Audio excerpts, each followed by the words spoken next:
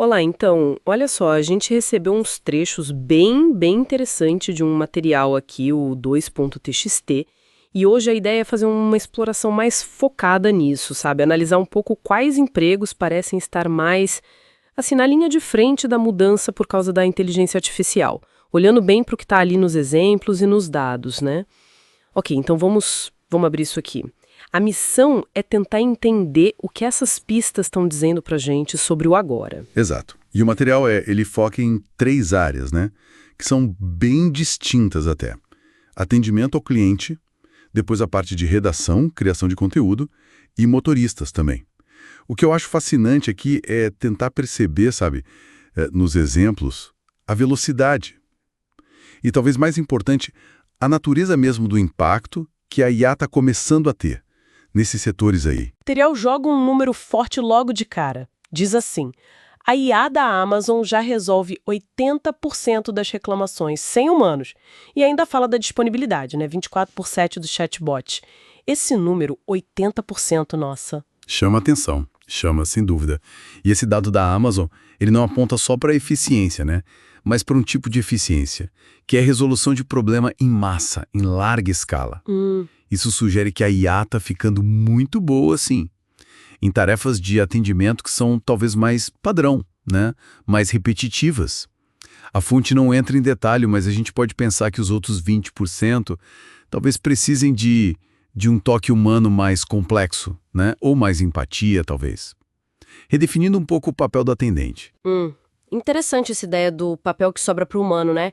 E o material dá alguma dica se essa automação foca só em resolver o problema ou se também olha para a satisfação do cliente? Ou isso fica meio no ar ali nos dados? Olha, o trecho que a gente tem foca bem na taxa de resolução. Resolve 80%. É bem direto.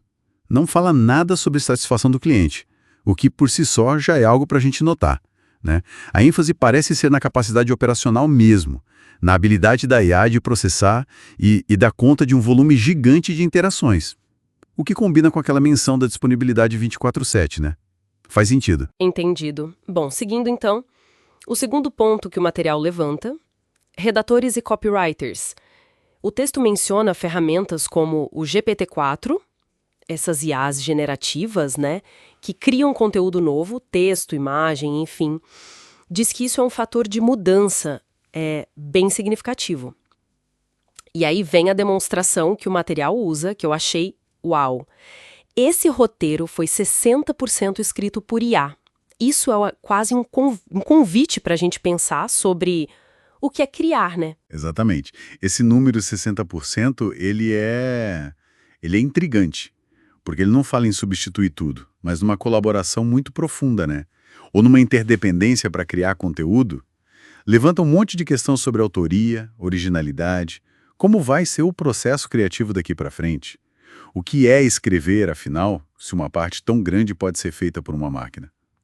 O material, ao citar esse exemplo, parece que está indicando que o impacto aqui talvez seja menos sobre trucar tudo e mais sobre transformar radicalmente as ferramentas, os processos de criação. Certo.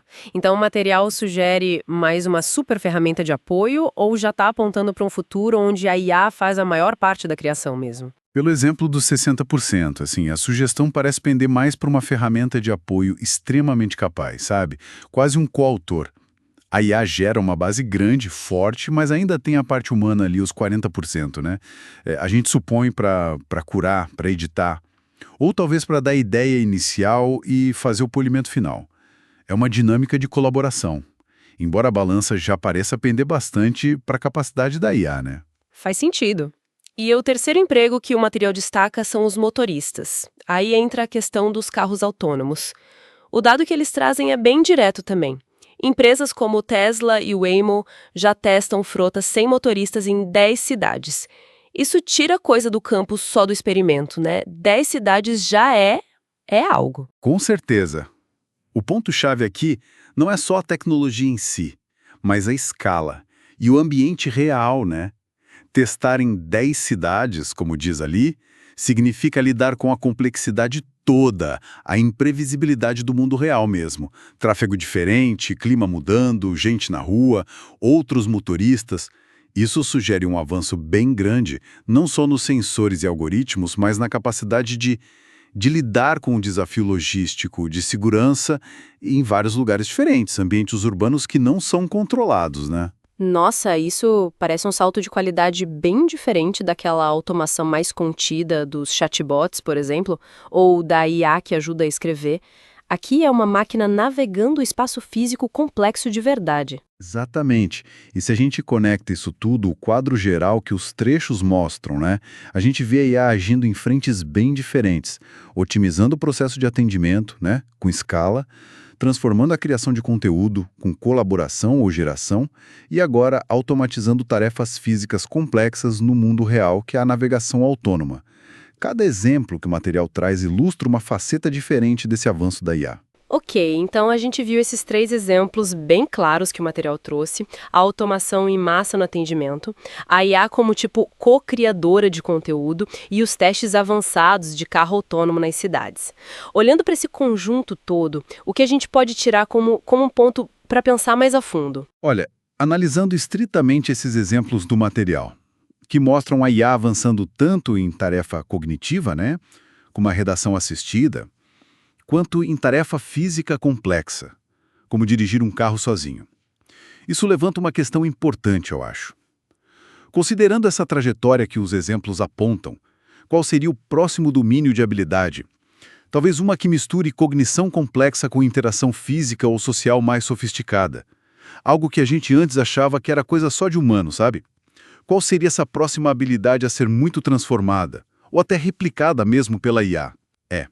Fica aí a reflexão sobre qual vai ser a próxima fronteira a ser desafiada por essa tecnologia.